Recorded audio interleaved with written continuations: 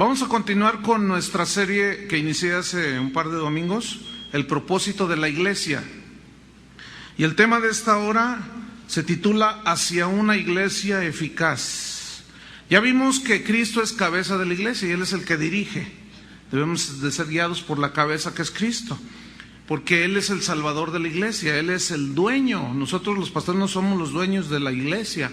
¿Quién es la iglesia? Ustedes, nosotros, los creyentes. Él es el que edifica la iglesia, el que la construye, el que la fortalece, la protege.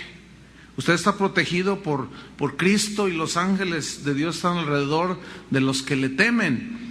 Y Él es el que añade a la iglesia los que han de ser salvos. No son nuestros métodos ni nuestras estrategias. Y una vez que nos salva, Él nos planta en una congregación local. En este caso, Casa de Oración, los que vienen aquí, pero hay miles de iglesias alrededor del mundo. Y Dios las injerta ahí, las planta en esas congregaciones para que ahí se les enseñe la palabra de Dios, porque la iglesia es la guardadora de las verdades del Evangelio. Y para que la iglesia funcione, Cristo dejó muy establecido también los pasos a seguir en cuanto a la disciplina de los hijos de Dios. Y la encomienda de Cristo fue: vayan y prediquen el Evangelio a toda criatura. Entonces, la iglesia es la proclamadora del Evangelio.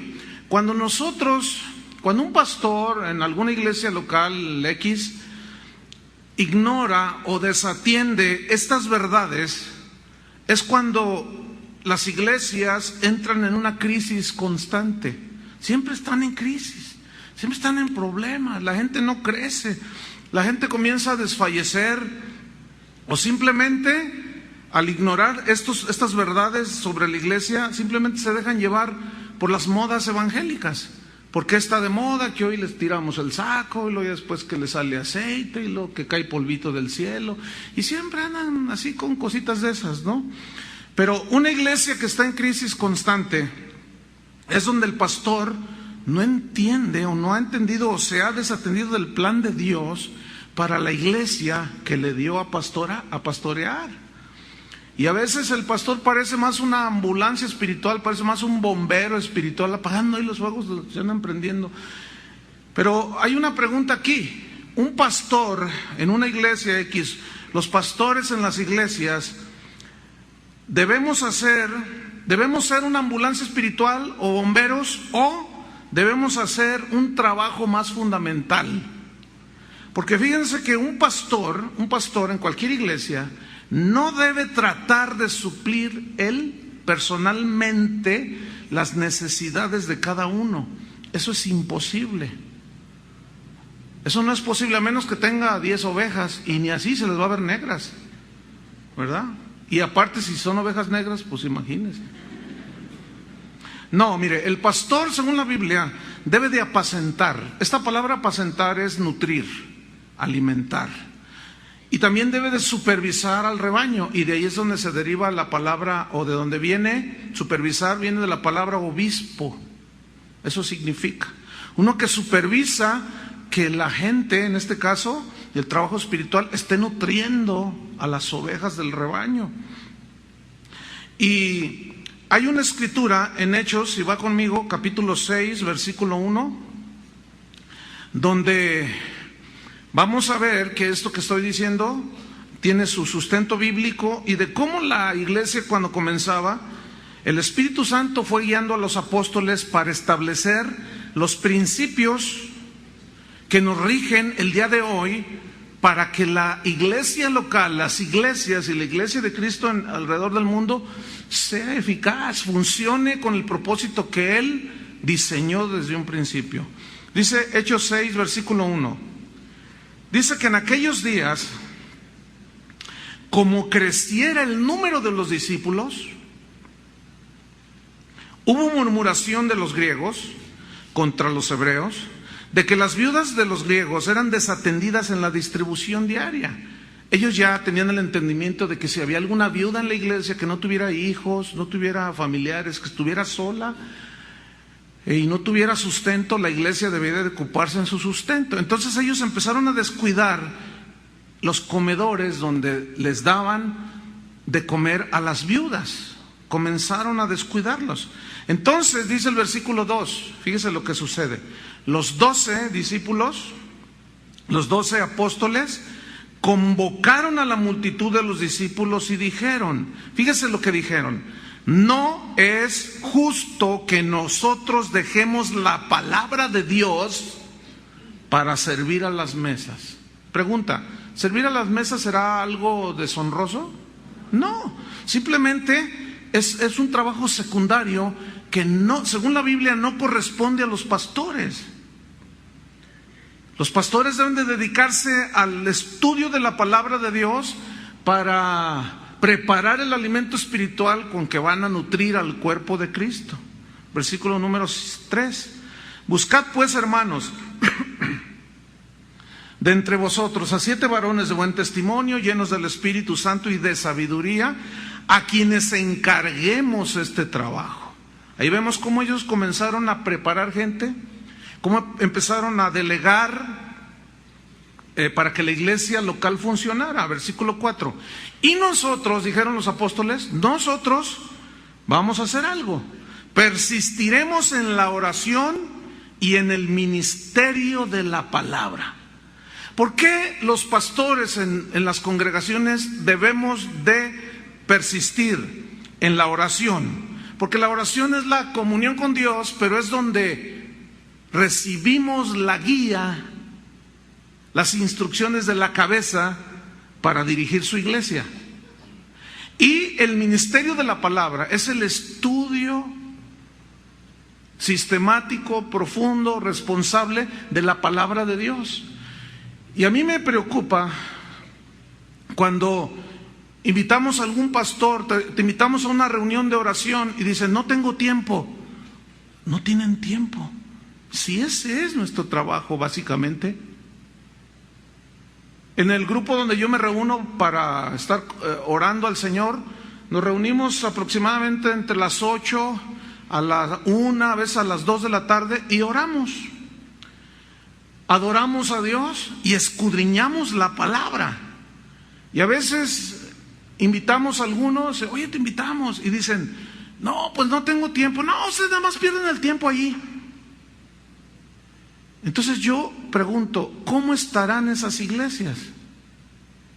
Donde los pastores no han entendido que su trabajo primordial es persistir en la oración y en el ministerio de la palabra, dice. Entonces escogieron allí a unos que vienen allí los nombres, los presentaron ante los apóstoles, les impusieron las manos, y dice el versículo 7, que es el resultado de ordenar la iglesia. Escuchen, y crecía la palabra del Señor, y el número de los discípulos se multiplicaba grandemente en Jerusalén. También muchos de los sacerdotes obedecían a la fe. Los apóstoles pues entendieron lo que muchos apóstoles de hoy, evangelistas de hoy, profetas de hoy, pastores de hoy y maestros de hoy no hemos entendido o no queremos entender. Pero al no entenderlo o desatenderlo, los que sufren son las ovejas. Vamos a estudiar Efesios capítulo 4, versículo 11 al 15. Voy a leer, pero enseguida vamos a tirarnos un clavado para profundizar. Vamos a escudriñar para aprender. Escudriñar significa cavar profundamente, cavar pozos, porque resulta que las riquezas de la tierra, ¿dónde están? Enterradas. El petróleo está bajo tierra, ¿sí? Los minerales, los metales como el oro están bajo tierra. Entonces, a eso se refiere cuando Jesús dijo, escudriñad las escrituras, es decir, escarben, no sean superficiales, busquen los tesoros que están en lo profundo de Dios. Vamos a leer pues, Efesios 4:11. Y él mismo, o sea Cristo, constituyó a unos apóstoles, a otros profetas, a otros evangelistas, a otros pastores y maestros. ¿Con qué fin? De perfeccionar a los santos para la obra del ministerio. ¿Para qué más?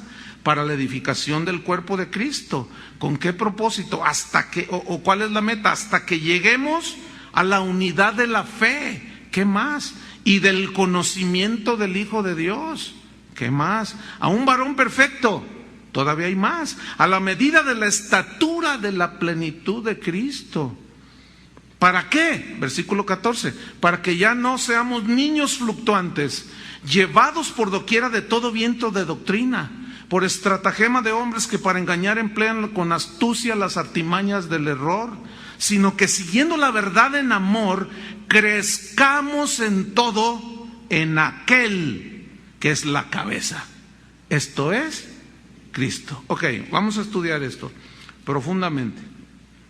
Dice el versículo 11 que Cristo, Él mismo constituyó, estableció, llamó, estableció, preparó, los trató, los formó, los puso como columnas de la iglesia. Apóstoles, evangelistas, profetas, pastores y maestros. Con un propósito, ¿a fin de qué? ¿Con el propósito de qué? Con un trabajo que tienen que hacer estos ministerios principales, fundamentales en la iglesia de Cristo. ¿Cuál es ese trabajo? Versículo 12. A fin de perfeccionar a los santos. ¿Quiénes son los santos?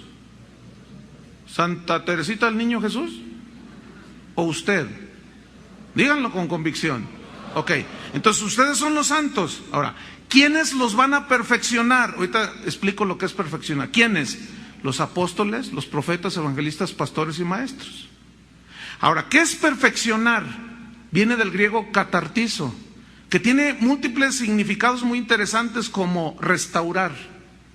Y esta restauración viene a través, este perfeccionamiento y restauración viene a través de la enseñanza de la palabra de Dios.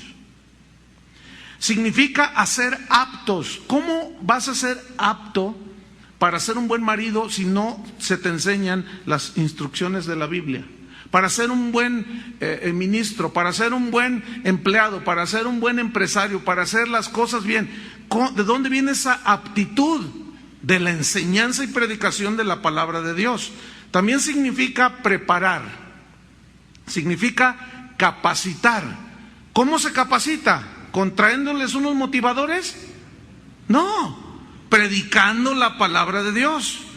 También significa perfeccionar, instruir en los caminos de Dios, en las sendas antiguas, en la doctrina sana. Significa reparar. Cuando alguno se sale del camino y se volcó el auto, se mete al taller y se repara. Cuando alguno se sale del camino, hay palabra de Dios para restaurarlos, repararlos y que continúen en su camino en Cristo. También significa ajustar. Entonces, nosotros los pastores, en todas las iglesias, junto con los apóstoles, los profetas, los evangelistas, los maestros, estamos para, repito, hacerlos aptos, prepararlos, instruirlos. ¿Para qué? Y la respuesta está en el versículo 12 mismo, para dos cosas. Número uno, para la obra del ministerio. ¿Qué significa la obra del ministerio? La obra viene del griego ergón, que significa trabajo. Para el trabajo, significa labor, para la labor, y significa también ocupación. Para la ocupación, el trabajo y la labor, ¿de qué? Del ministerio. Ministerio viene de la palabra griega diaconía, que significa servicio, significa ayudar, significa socorrer. Es decir, que Dios diseñó la iglesia local para que al congregarse, los pastores les enseñemos, instruyéndolos, capacitándolos, para que ustedes hagan el trabajo, la labor, la ocupación del servicio de ayudar a todos aquellos que no conocen a Cristo. Porque al no entender esos principios, lo que se enseña a la gente es: traigan gente nueva para que yo les predique. No, ustedes vayan, predíquenlos y ustedes gánenlos para Cristo. Entonces, aquí se les instruye, una instrucción. Mira, es muy común que al final de las reuniones se acerque personas y digan: oiga, usted es el pastor, Sí, a tus órdenes. Pues es que vine porque pues me mandaron con usted, que porque usted ayuda. Ah, ¿quién te mandó? Pues aquellos hermanos y tales hermanos. Ah, déjeme enseñarle. O no me vuelva a mandar a nadie para que yo lo ayude. Eso no dice la Biblia. La Biblia dice que si usted ve que su hermano tiene necesidad, si su prójimo tiene necesidad, lléveselo al pastor para que lo ayude él. No me vuelva a mandar a nadie. A mí Dios me manda y me pone enfrente los que Él quiere que yo ayude. O si no, yo le voy a mandar a todos los que me manda Él. Me mandó el pastor para que usted me ayude. Eso no es bíblico. Entonces, por favor, yo le enseño, le estoy instruyendo, capacitando. Porque si yo puedo, les ayudo. ¿Y quién se queda con la recompensa y el galardón? Yo. Y yo no quiero robarles lo que les corresponde a ustedes. ¿Entendieron? Ese es mi trabajo. Ese es nuestro trabajo, enseñarles. Entonces, no me vuelvan a mandar a nadie, por bien de ustedes mismos. Ayúdenle ustedes. ¿De acuerdo? Si alguien me vuelve, ya toda la congregación en los 3, 4 reuniones ya les he dicho lo mismo. Si alguien me vuelve a mandar, se lo voy a regresar. ¿De acuerdo? Ok. Entonces, fíjate, para eso estamos. Para capacitarlos, para que hagan buen servicio, ayuden, socorran. 1 Corintios 15:58 dice que nuestro trabajo en el Señor no es en vano. Es decir, que hasta un vaso de agua que tú des tiene recompensa, dijo Jesús. Entonces, ¿para qué vienen ustedes a la iglesia? Para ser perfeccionados, para que hagan la obra del ministerio con eficacia. Pero hay otra cosa, número 2, para la edificación, versículo 12, del cuerpo de Cristo. ¿Se acuerdan que dice Jesús, yo edificaré mi iglesia? Así dice, ¿no? Pero Él diseñó los 5 ministerios para que a través de esos ministerios la iglesia se edifique. ¿Qué significa aquí edificar? Aquí significa fortalecer por medio de la nutrición espiritual. No hay otra manera más efectiva que la iglesia local para que los santos, los hijos de Dios, los cristianos, sean capacitados, instruidos para que sepan qué hacer, cómo servir, cómo orar por la gente, cómo explicarles el plan de salvación, cómo ayudarlos en todo sentido, más que no dejando de congregarse, como algunos tienen por costumbre. Porque de esa manera, al asistir y uno hacer su trabajo, ustedes son fortalecidos por medio del alimento que los nutre. Versículo 13. Todo este perfeccionamiento, trabajo para que hagan bien la obra del ministerio, tiene un plan también. Versículo 13. ¿Hasta cuándo vamos a trabajar los pastores? Hasta que todos lleguemos a la unidad de la fe. ¿Qué significa esto? Unidad de la fe significa el conjunto de todas las verdades cristianas, de todas las verdades del Evangelio. Es decir, el Evangelio en su forma más completa, siendo enseñada en cada iglesia a los creyentes. Pablo dijo en Hechos 20:27, dijo lo siguiente: yo no he rehusado enseñarles todo el consejo de Dios. Entonces, un pastor, un apóstol, un profeta, un evangelista, un maestro que no cumple su ministerio, mejor que renuncie. Porque no es justo que dejemos la oración y la palabra. No es justo.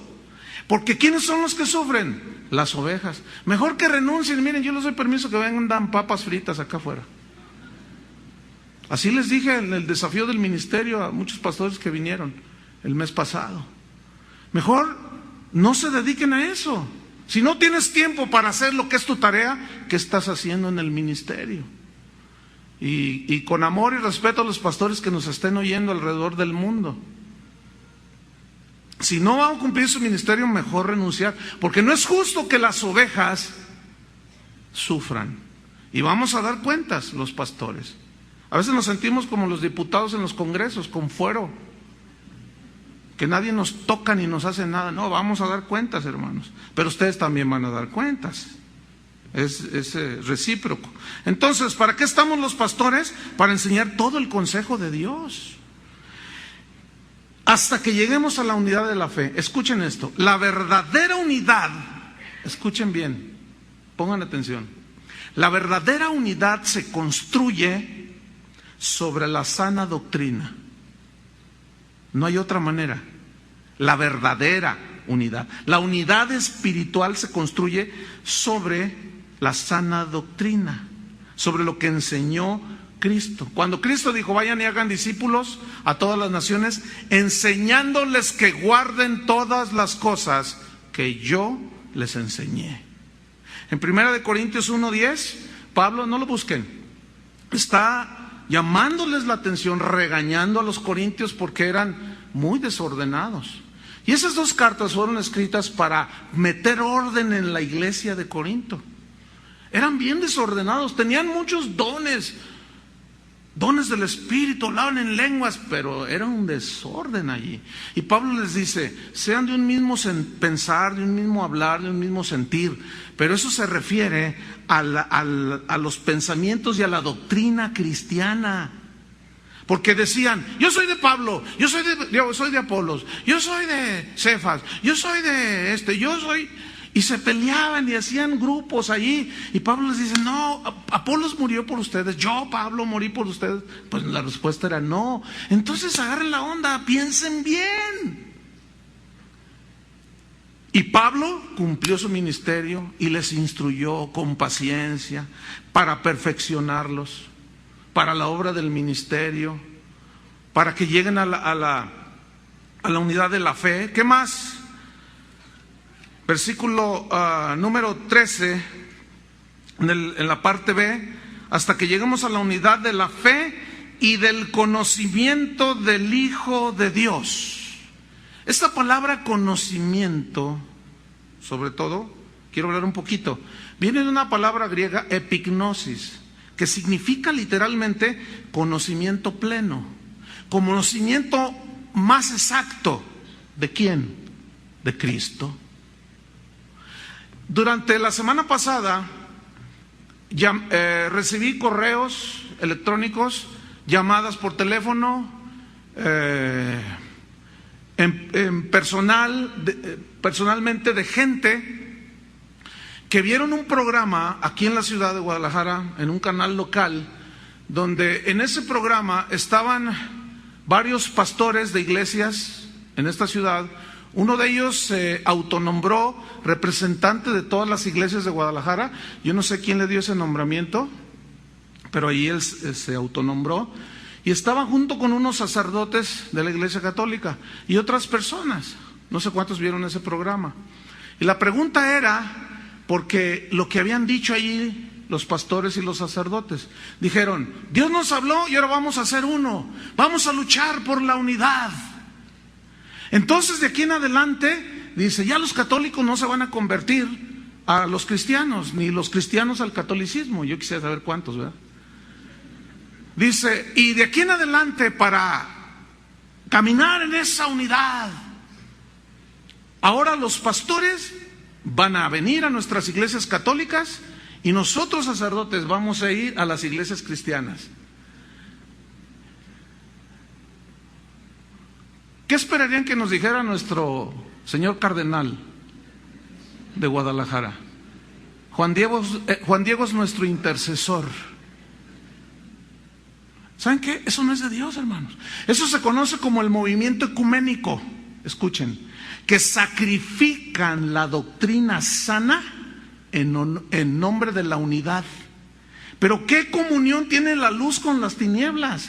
¿Cómo yo puedo juntarme con un Krishna, con un budista, con uno que dice que tengo 20,000 intercesores? ¿Cómo? No se puede. La misma Biblia se protege a sí misma. Dice, todo aquel que no trae esta doctrina, la doctrina sana, cristiana, no le digáis bienvenido. Así dice. Apartaos de ellos, dice la Escritura. No toquéis lo que no es de Dios, no toquéis lo inmundo. ¿Qué tienen que ver los ídolos con Dios, absolutamente nada. Sin embargo, fíjense, ahí está uno de los engaños contemporáneos de Satanás, el movimiento ecuménico, la unión de todas las iglesias. Escuchen bien, porque les va a llegar, esto está tomando mucho auge. Nosotros no creemos en eso. Nos van a tachar de sectarios, nos van a tachar de todo, pero ¿qué vamos a hacer? Porque la verdadera unidad se construye en la sana doctrina. Por eso necesitamos el conocimiento del Hijo de Dios. Necesitamos un conocimiento más pleno, más exacto de la obra de Cristo, de quién es Cristo, por qué obra, por qué trabaja como trabaja, por qué sufren los cristianos en ocasiones, por qué a veces nos pasan tribulaciones, por qué a veces, todo lo que concerniente a la santidad, todo. Y necesitamos un conocimiento más pleno. Este solamente viene a través de escudriñar las Escrituras, y para eso están los pastores, los apóstoles, los profetas, evangelistas, los maestros. Vamos a ver unos versículos. Filipenses 3, 8. Está enseguidita luego ahí. Filipenses 3, 8. Vean qué versículo, Conocimiento más pleno de Cristo. Y ciertamente aún estimo todas las cosas como pérdida por la excelencia del conocimiento de Cristo Jesús, mi Señor, por amor del cual lo he perdido todo y lo tengo por basura para ganar a Cristo. Aquí ganar a Cristo es tener más conocimiento de Cristo. Todo lo demás no me interesa. Yo quiero conocerlo a Él, porque Él es la cabeza, Él es el dueño, Él es el sustentador, el que suple nuestras necesidades. Yo necesito conocerlo a Él. Yo necesito saber por qué permitió tal cosa en mi vida. ¿Por qué me está dirigiendo de esta manera? Yo necesito un conocimiento más exacto de Cristo. Y Pablo decía, yo tengo todo por basura, con tal de tener más conocimiento de Cristo. Colosenses 1:9. Inmediato, ahí está, a la siguiente página. Colosenses 1, versículo 9 y 10.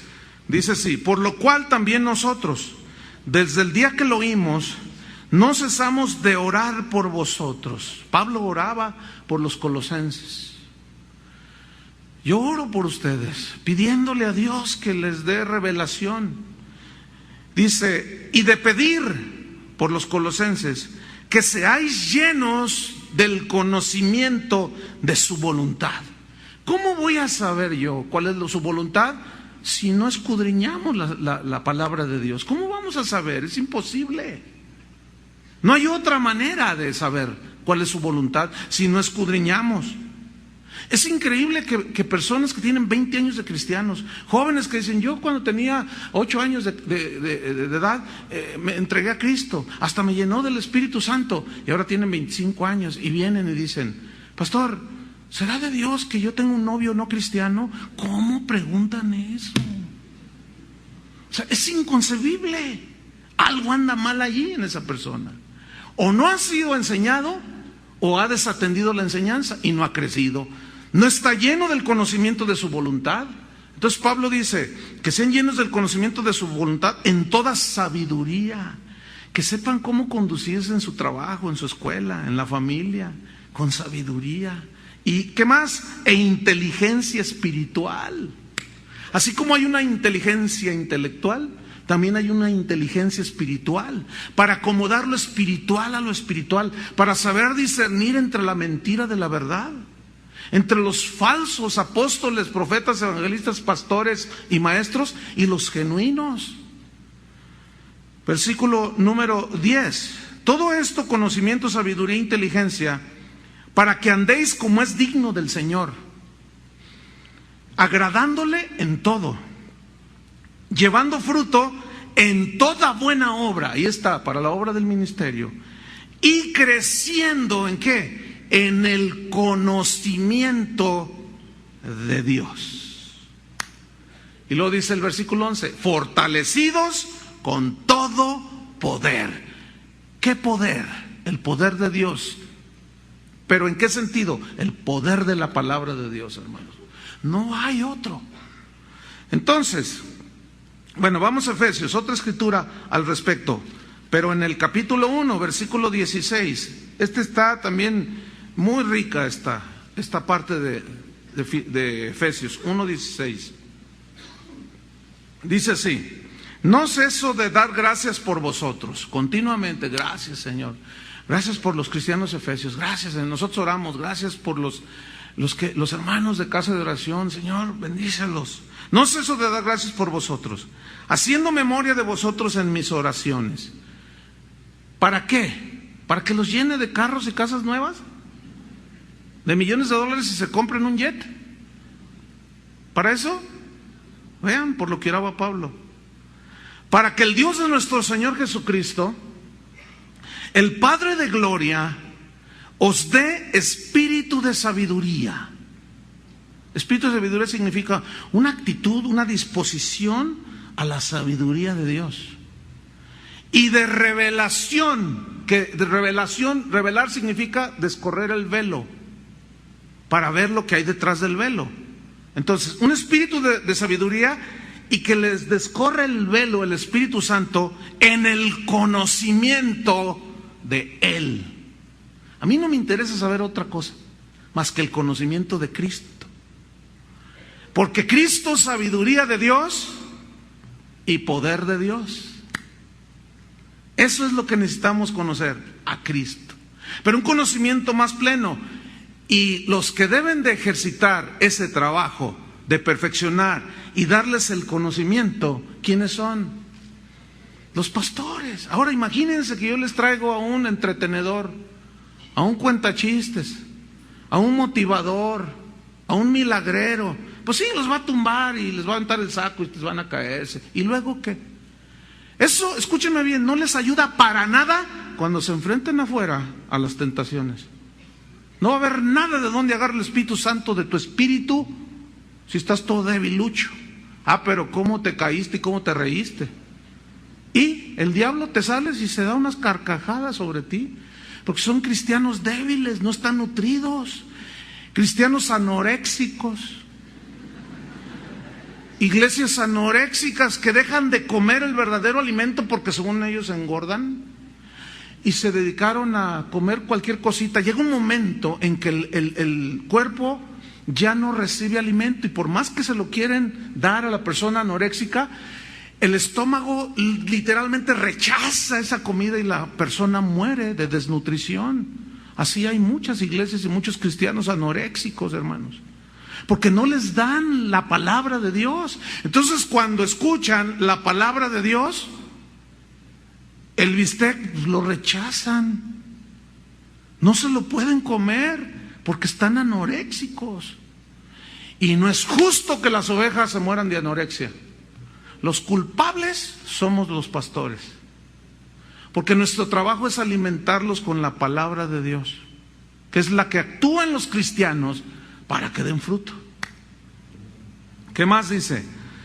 En el conocimiento de Él, versículo 18, alumbrando los ojos de vuestro entendimiento, aclarándoles en el entendimiento para que sepáis, que no sean ignorantes, cuál es la esperanza a la que Él os ha llamado y cuáles son las riquezas de la gloria de su herencia en los santos. Versículo 19, y cuál es la supereminente grandeza de su poder para con nosotros los que creemos, según la operación del poder de su fuerza. Pero cuando leemos y oímos del poder de Dios, lo primero que hacemos es reducir el poder de Dios a que la gente se cae.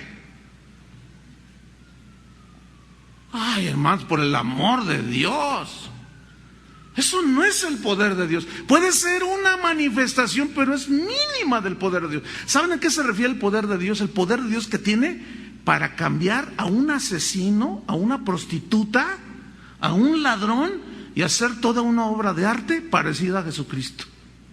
Ese es el poder del Evangelio. Entonces lo que nos alimenta realmente es la palabra de Dios, no las experiencias espirituales. Las experiencias espirituales son subjetivas. Lo objetivo es la palabra de Dios. Tú puedes tener una experiencia con Dios y tener sensaciones, y porque se siente, ¿verdad? Pero eso no significa que todos deben de sentir lo que tú sentiste. Yo les aseguro, así sin temor a equivocarme en este caso, que durante la adoración unos tuvieron un sentir, otros una sensación, unos lloraron, otros no sintieron nada. ¿Sí o no? Pero nosotros no estamos para sentir o no sentir, estamos para obedecer a Dios, independientemente de nuestros sentimientos. Entonces los cristianos de hoy estamos sumidos en un evangelio sensorial. ¿Qué sentiste? ¿Qué sentiste? Y te presionan aquí la boca del estómago, y llórale, y llórale. ¿Y qué sentí? Y no sentí nada. Entonces, como no se cae, dicen, llévenlo para allá, sáquenle los demonios, tiene demonios. Porque no se cayó, háganme favor. Eso es totalmente subjetivo, hermanos. Cuando Pablo fue llamado, que Cristo se le reveló, cayó a tierra, ¿no es cierto? Pero cuando llegó ante Mateo a la mesa de los tribunos, le dijo, sígueme, se levantó y fue con él. Pero el otro se cayó. Eso es subjetivo. Lo objetivo es lo que Dios hace dentro de tu corazón. Lo demás, de que si te dio la chiripiorca y que sentiste, te salieron alitas, todo eso es subjetivo totalmente. ¿Me estoy explicando? Ahorita vamos a abundar un poco más. Ok, vamos a Efesios, seguimos en el capítulo 4. Entonces, perfeccionar a los santos hasta que lleguemos a la unidad de la fe, del conocimiento del Hijo de Dios, a un varón perfecto. ¿Qué significa esto? Significa que el deseo de Dios es que todo creyente en todas las iglesias cristianas, sin excepción, lleguemos a la madurez. Maduremos, que lleguemos a ser cada día más como Jesús y que se cumpla Romanos 8:29. A los que conoció, también llamó. A los que llamó, también justificó.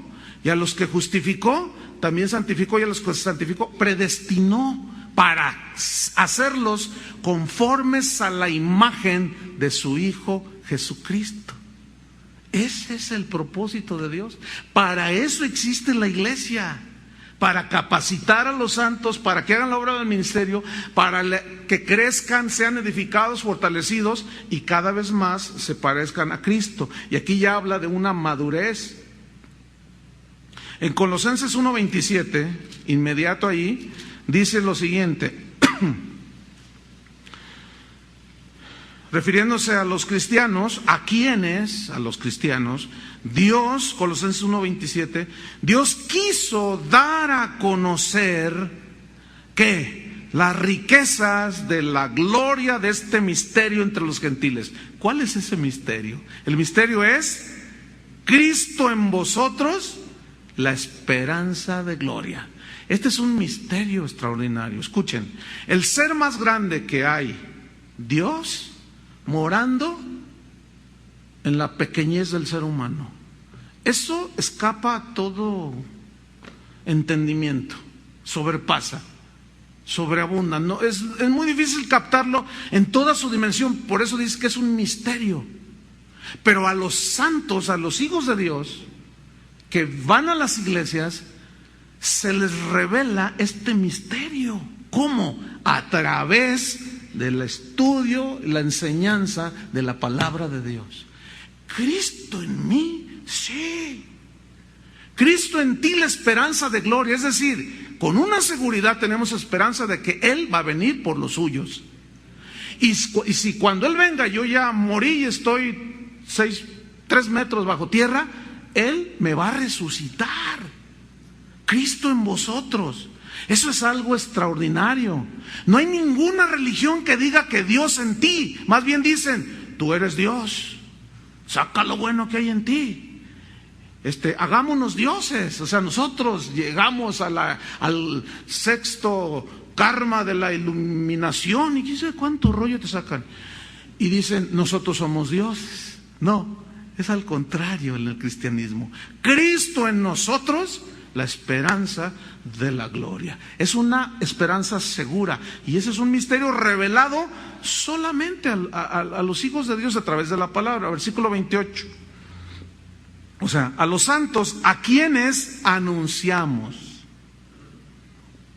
proclamamos, predicamos, instruimos, amonestando a todo hombre. Amonestar aquí significa enderezándole los pasos, que ya significa reparar, catartizo, ¿se acuerdan? Perfeccionar.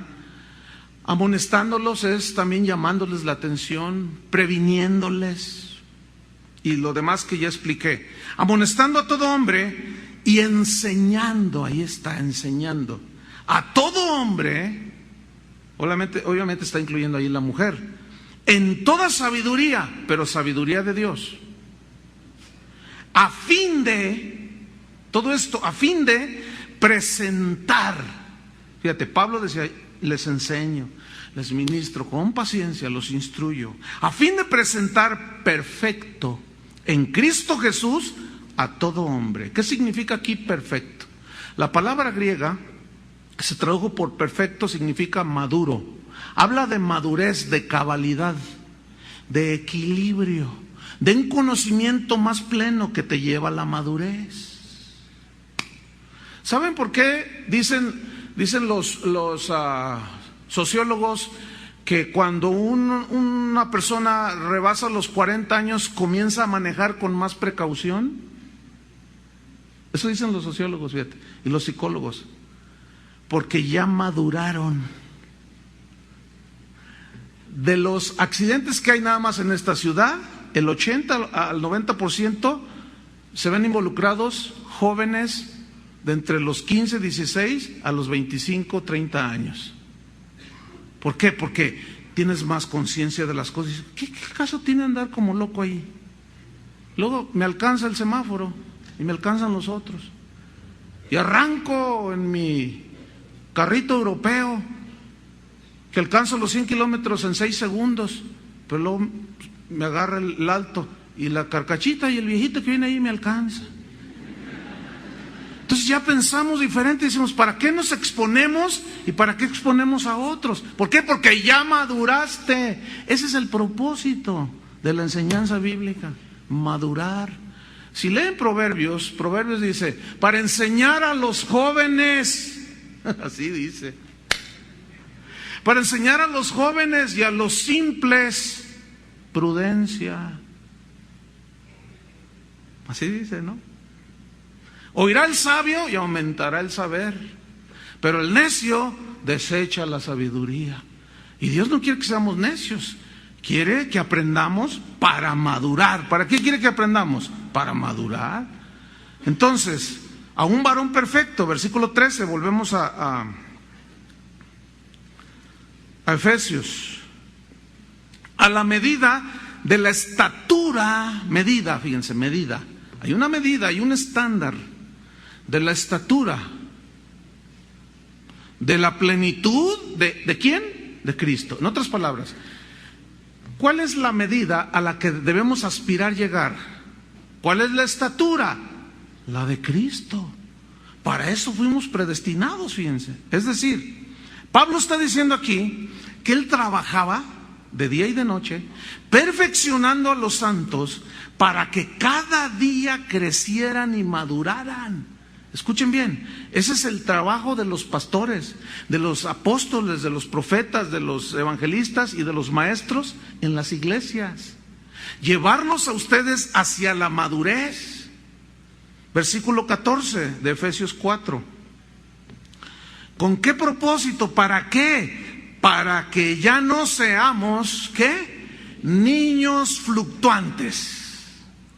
Niños fluctuantes. Aquí la idea de fluctuantes es una palabra que se usaba cuando un barco en alta mar se averiaba el mástil donde llevaban las velas y ya no había manera de que tomara el viento o que perdían el timón y el barco quedaba a la deriva.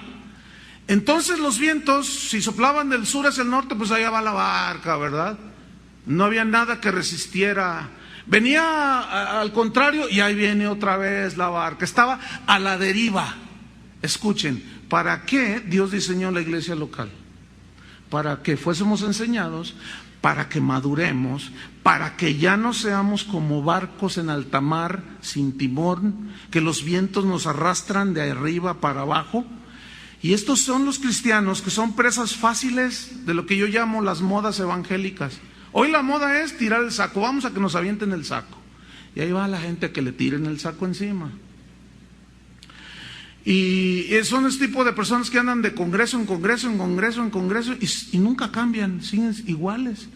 Y tienen una enfermedad muy aguda, congresitis. Y siguen siendo los mismos, pero andan, conocen todo el mundo, andan de congreso en congreso, pero siguen siendo niños fluctuantes, andan detrás de las modas. Ahorita es aventarles el saco. Y después de eso viene la moda de que les salen algunos aceite por las manos, ¿sí? Entonces, les está saliendo aceite, ya vamos al aceite.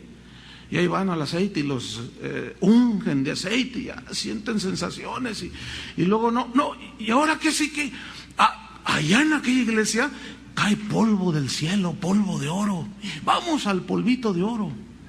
Fíjense, me acabo de enterar de una iglesia que afirma con contundencia que Dios les hace llover oro en sus reuniones y que cayó del cielo una pepita de oro, que la llevaron con un hombre que se dedica a comerciar con el oro y se las valuó en 16 millones de pesos.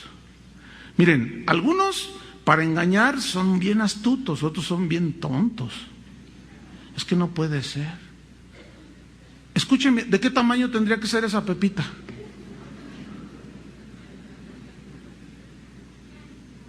¿Ah? ¿Cuánto vale un gramo de oro? ¿Alguien sabe? 80 pesos. También 130, 140 me dijeron en la mañana. Ok. ¿Cuánto vale un kilo de oro? 140,000 pesos. ¿10 kilos de oro? 1,400,000. Escuchen, 100 kilos de oro, ¿cuánto valen? 14 millones. Oiga, esa pepita les ha de haber hecho un hoyo. No, es que es para reírse a carcajadas. Es que hay algunos que engañan a la gente vendiéndoles aceitito, astillitas de la cruz de Cristo, pero estos se volaron la barda. Imagínate. Y que al final de la reunión todos sacuden el polvo de sus manos porque están juntando para comprar un edificio muy lujoso. No puede ser. Entonces ahí van, ay, oro. Y qué increíble, ¿no? Justamente para eso estamos los pastores, bien, para evitar que sean niños fluctuantes. ¿Por qué siguen las modas evangélicas? Porque carecen de un conocimiento de las Escrituras y se dejan llevar por el sensacionalismo. Miren, las ovejas que no tienen una base sólida en la palabra son muy apantallables. Cualquier cosa se apantallan. ¡Ah! ¡Fue tremendo! Dice. Versículo 14 en la segunda parte. Para que no seamos niños fluctuantes, escuchen, llevados por doquiera, por todos lados, de todo viento de doctrina. Sopla para acá, y luego sopla para acá, al rato va a soplar de allá, y luego de abajo, y luego de aquel lado. Qué terrible es esto. Al no tener un ancla, ¿para qué es un ancla en un barco? Escúchame bien, el tamaño del barco, el ancla que posee cada barco debe ser en proporción al tamaño del barco, ¿no es cierto? ¿Han visto los grandes barcos? Una vez estando en el canal de Panamá, estábamos ahí, andábamos ahí en un evento y fuimos a turistear un ratito. Entonces anunciaron hay bocinas y dicen, todos los que están aquí les tocó un momento histórico, porque va a pasar enfrente de ustedes el barco más grande del mundo. Es un carguero chino. Y todos, ¿verdad? Y las cámaras de volada. Y sí, se empezó a acercar. Miren, cuando estaba pasando, porque tienen unas bancas para ver los grandes monstruos que pasan de un océano al otro. Cuando pasó ese barco chino, hermanos, impresionante. Yo estaba como unos 3 metros en las gradas y miraba así, miren. Y estaban los chinitos allá arriba. Nos hacían señas y nosotros era un monstruo, hermano. Escúcheme bien. Por delante tenía unas anclas, pero pesaba. ¿Y las anclas cuánto pesa cada una? No, cada una pesa 10 toneladas o 20 toneladas. O sea, es una mole de acero para que cuando echen el ancla quede bien sólida. Escuchen bien, así dice la palabra de Dios, que es el cristiano que se edifica y se arraiga en la palabra de Dios. Tiene un ancla, ¿sí? Que vienen los vientos y no lo arrastran, está allí.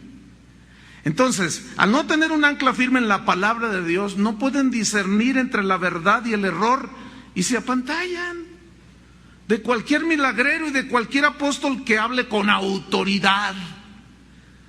Digo autoridad así para los de internet entre comillas, porque se ha pensado por mucho tiempo que tener autoridad es gritar desaforadamente.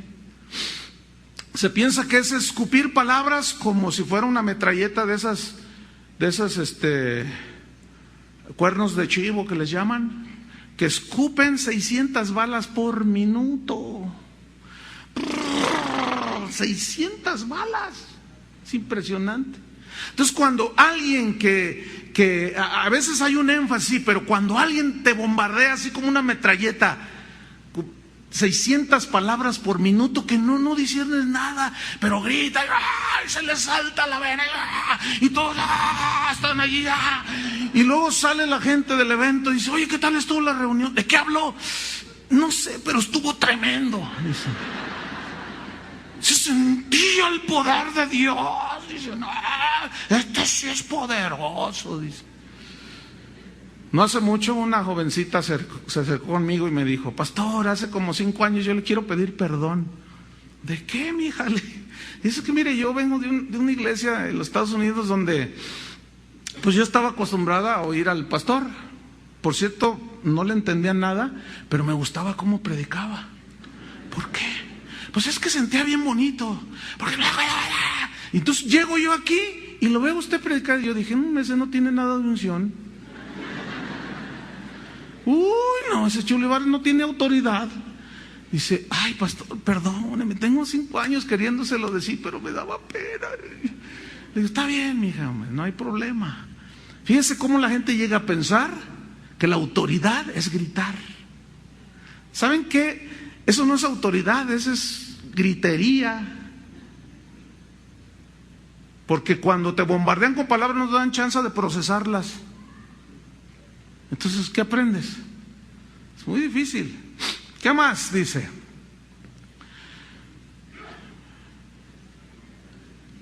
Salud, hermano.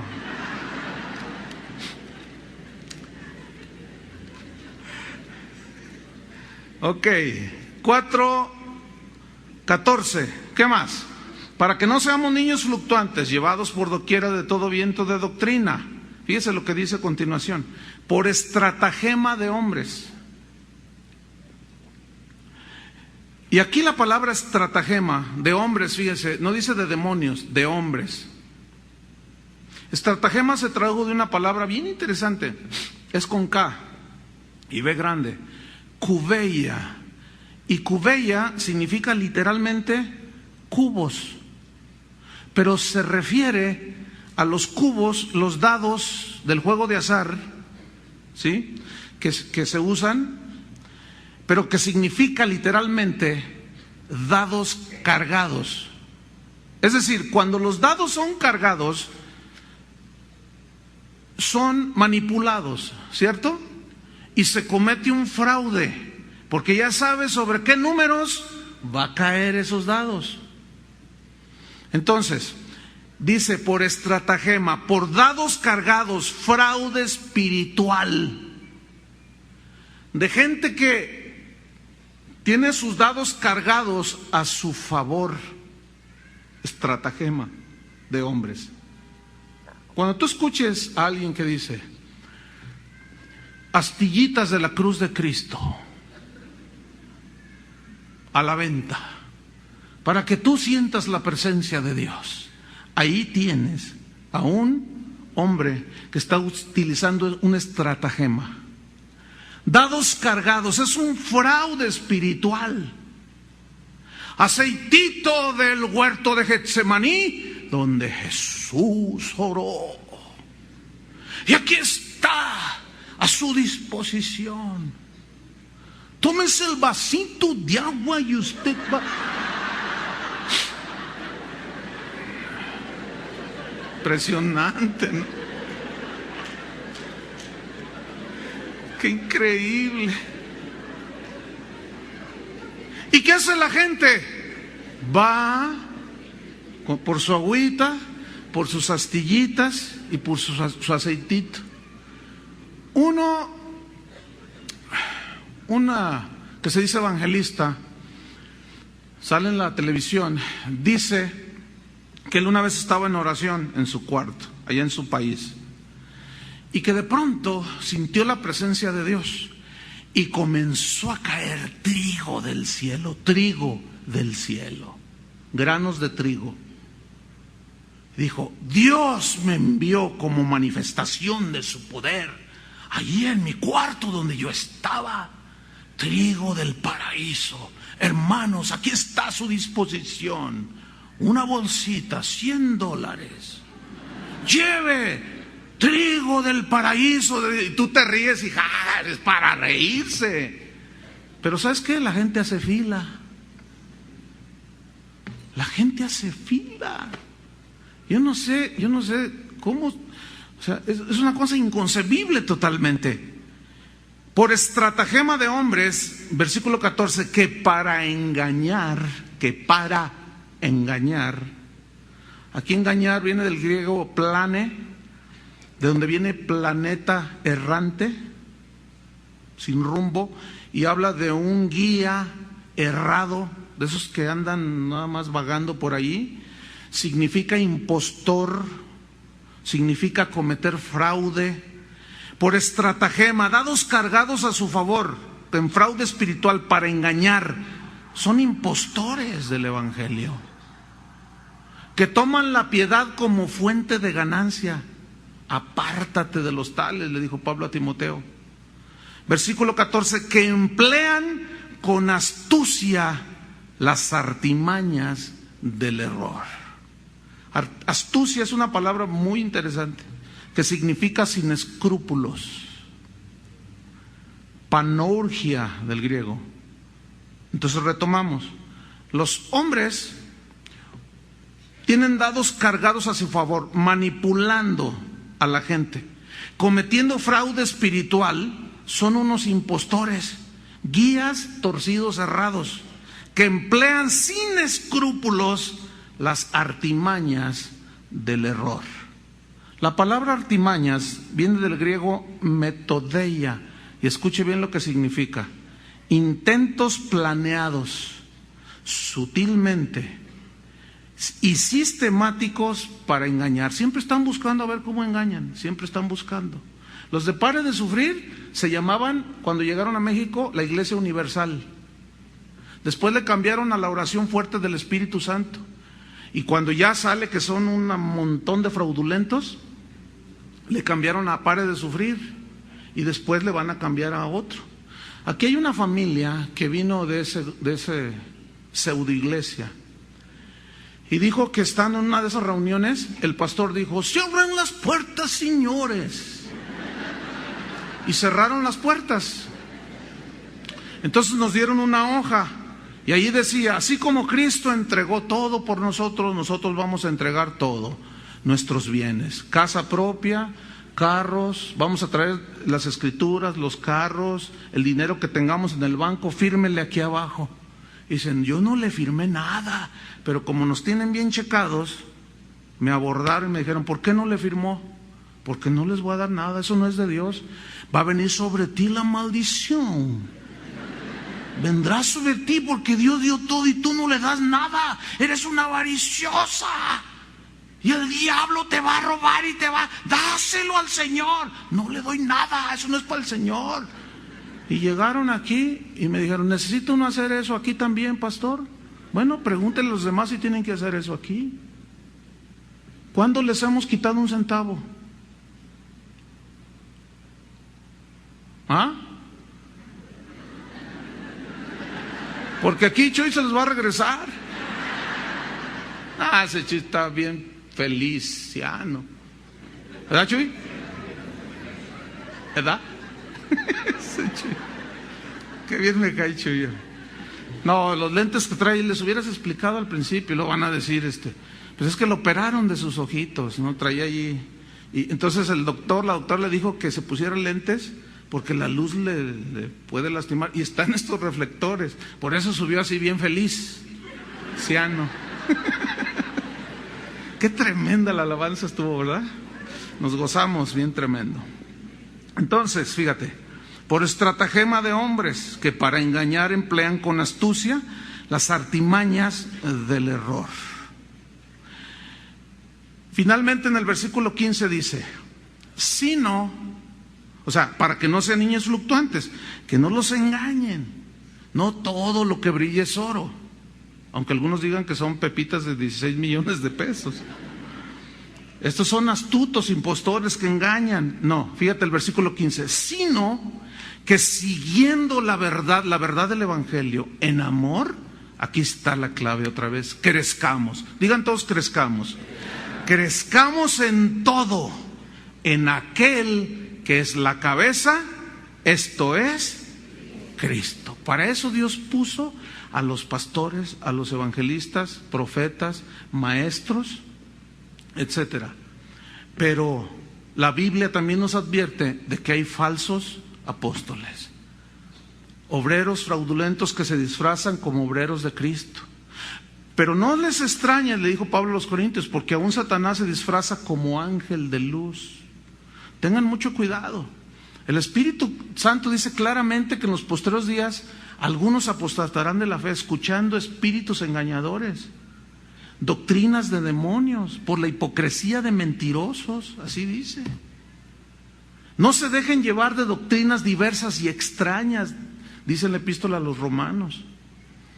Dice, en los postreros tiempos vendrán hombres amadores de sí mismos, vanagloriosos, y harán mercadería de vosotros con palabras fingidas. Apártense de los tales.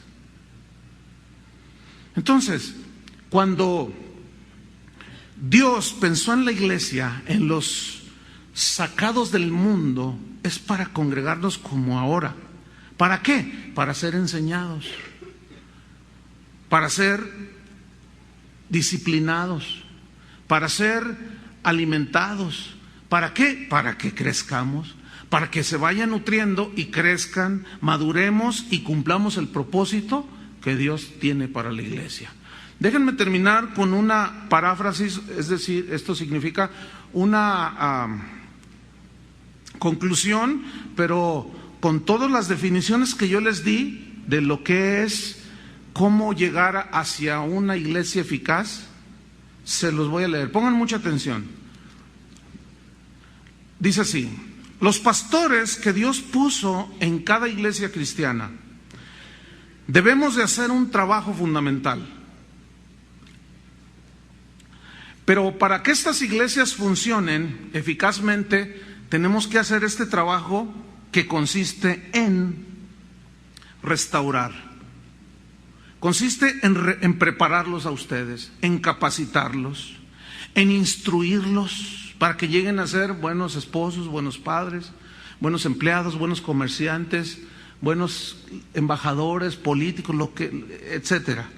Para que entonces ustedes hagan la obra del ministerio, el trabajo, la labor de servir y ayudar y de socorrer a los que no conocen a Cristo. Que ustedes sepan cómo enfrentarse en medio de las circunstancias de la vida Ustedes son convocados aquí para edificarlos, para fortalecerlos. Ustedes son el cuerpo de Cristo. Y nuestro trabajo es alimentarlos para que ustedes estén fuertes y sólidos. Ustedes son los santos de Dios, los creyentes.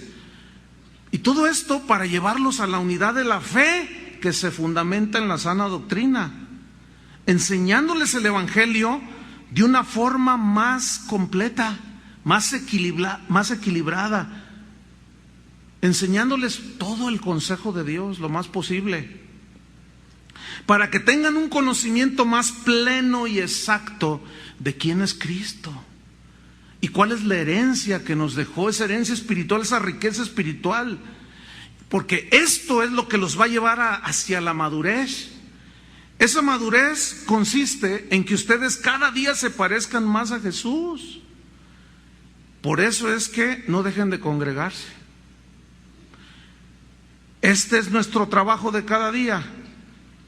Que ustedes sepan discernir entre el fraude y la verdad y no sean arrastrados como niños inmaduros, fluctuantes, de todo viento de doctrina, que se apantallen de cualquier milagrero que sale por allí o de maestros sensacionalistas que cometen fraudes espirituales, maestros impostores, gente sin escrúpulos, que no se conducen con honradez, que son sutiles y que de una forma sistemática emplean el fraude y el engaño. No, sigan la verdad en amor, creciendo, madurando en el Señor. Ese es el propósito, entre otros, de la iglesia, hermanos. La mayoría de nosotros venimos de la iglesia tradicional en México, donde en 15 minutos de homilía, ¿qué nos podían enseñar? A eso hay que añadirle que el sistema de sonido siempre ha sido terrible. Yo nunca entendí nada. La acústica es horripilante, rebota por todos lados. Y toda vez a eso hay que añadirle, a los 15 minutos, a la mala sonorización, todavía hay que añadirle que llegábamos 3 minutos antes de que se acabaran los 15 minutos. Ese es el concepto que nosotros teníamos de la iglesia. Luego veíamos a alguien allá arriba haciendo un montón de cosas allí que ni sabíamos ni qué significaban ni qué nada, no entendíamos el mensaje, nada más decíamos amén y le dábamos la mano al que estaba allí, la paz sea contigo. Ese era el concepto tan limitado de lo que es la iglesia que la mayoría de nosotros tenemos. No digo esto para evidenciar o avergonzar o burlarme, no, sino para que ustedes entiendan de lo que se trata esto. Nada que ver, ¿no es cierto? Yo puedo hablarles 3 horas y yo sé que ustedes aguantarían las 3 horas, ¿verdad que sí? Pero no lo voy a hacer porque no, ahora no. Pero yo sé que ustedes aman a Dios, tienen hambre de Dios y yo para mí es una bendición ver al paso de 25 años a muchos de ustedes dando fruto tremendo. Yo nunca me iba a imaginar que pues se iba a casar con Ernesto. Ellos eran niños aquí y hoy son misioneros en los Estados Unidos. O sea, eso. Y cuando me escriben en los correos, me mandan fotos, mira, estas ovejitas son las que Dios nos ha dado. Dice, les enseño 7 clases por semana y los estoy instruyendo. Y ¿vieron qué bonito es eso? Pero todavía bonito cuando casé a muchos de aquí y tuvieron sus hijos. Y los presentamos aquí, Señor, es tuyo, y ay, qué bonito.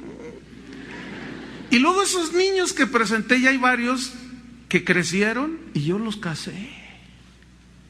Y hemos presentado a sus niños. Y tú los ves y es gente, son jóvenes pero maduros, con testimonio. Cuando llegue la hora de dar cuentas a Dios, yo quiero darle buenas cuentas.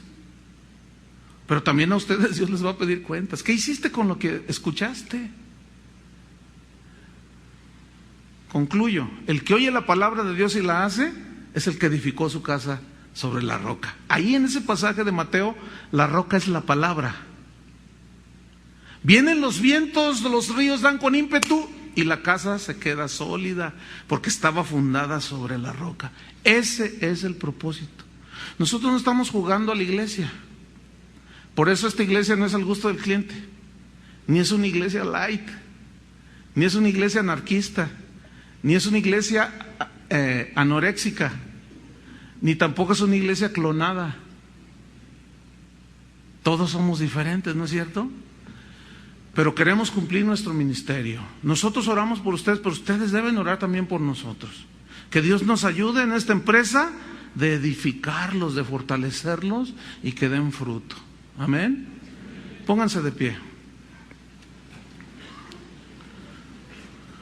Levante sus manos y aproveche para estirarse poquito, porque todos lo hacen. Les dicen, levanta las manos y empieza. Aleluya. La Biblia dice que el cuerpo de Cristo, también la iglesia, somos como una familia, la familia de Dios. Entonces aquí no estamos así, claro, guardamos el orden, guardamos la reverencia a Dios, pero somos normales, ¿sí? Algunos se duermen durante la predicación, está bien, que Dios les hable en sueños. Otros, pues hay de todo en la casa del Señor, en la viña del Señor.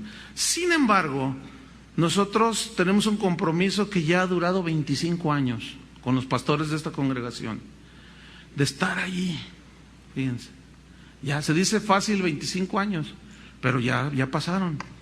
Y aquí estamos, perseverando, con paciencia, en amor, disciplinando, y los que no entienden, desgraciadamente, no sé cómo ponerlo aquí, pero el 99.9, fíjese bien, de los que asisten a esta congregación, de los que mandan correos y de los correos que recibimos alrededor del mundo, que son cientos, el 99.9 son dando gracias a Dios por escuchar palabra que los nutre y que los edifica.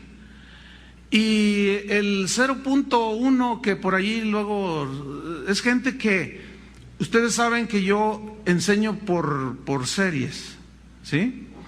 Entonces, si yo estoy enseñando el tema número 14 de la serie El verdadero evangelio, y alguien por ahí lo escucha y escucha cosas que no escuchó en los otros 14 anteriores, lo toman fuera del contexto, ¿sí? Ni nos conocen, no saben nada de cómo empezó la iglesia, de quiénes estábamos, quiénes no estábamos, quién es Chuy García, quién es Chava Pardo, sus esposos. No entienden, entonces juzgan mal. Pero ¿saben qué hacemos con esos? No nos preocupamos, oramos. Yo sí, delante de Dios les digo, aún un correo que sea agresivo y yo lo leo, si fuera verdad lo que dice allí, yo tomaba cartas en el asunto. Cuando no es verdad, simplemente oro por la persona, porque es totalmente ignorante de muchísimas cosas. Se creen lo que han oído o toman una enseñanza fuera del contexto y hacen un pretexto. Y ahí se da uno cuenta inmediatamente que no han seguido la secuencia de las enseñanzas, entonces son fluctuantes, ¿verdad? Y no queremos eso, hermanos. Gracias a Dios es lo mínimo, casi está en ceros eso, gracias a Dios. Sin embargo, debemos de seguir a la meta. ¿Cuántos quieren seguir a la meta?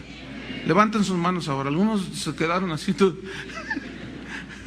Vamos a agradecerle a Dios, ¿sí? Padre, te damos gracias, Señor, por este tiempo que nos diste, Señor, de congregarnos. Que nunca perdamos esa buena costumbre de congregarnos, Señor, porque entendemos que es con un propósito, para adorarte y para ser instruidos en la palabra, para edificarnos, para fortalecernos, para que crezca el conocimiento de Cristo, un conocimiento más pleno, más equilibrado. Oramos, Señor, por los pastores y los maestros de esta congregación y de todas las congregaciones alrededor del mundo. Que tú, Señor, no nos dejes tranquilos. En las noches, Señor, despiértanos aún. Que tomemos conciencia de la responsabilidad que es ser pastor, ser un apóstol, ser un maestro. Para edificar estamos, para edificar el cuerpo de Cristo, creciendo en la verdad del Evangelio y en la obra de Jesús, a quien damos toda la gloria y el mérito y la alabanza. En el nombre de Jesús. Amén. Que Dios les bendiga, hermanos.